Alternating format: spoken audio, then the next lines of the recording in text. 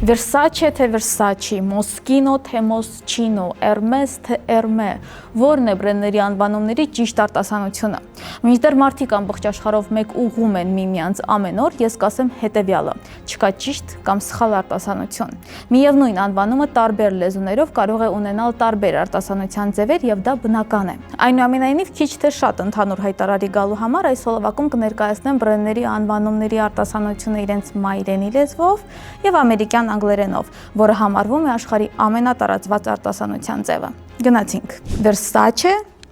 Versace, Balmain, Balmain, Balmain, Balmain։ Երեքն էլ հավասարապես օգտագործվում են։ Christian Dior,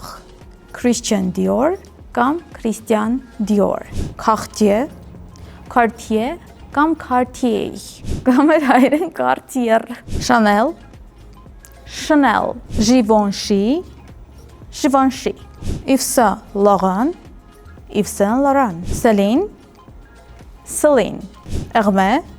Hermès կամ Hermès, Goyard,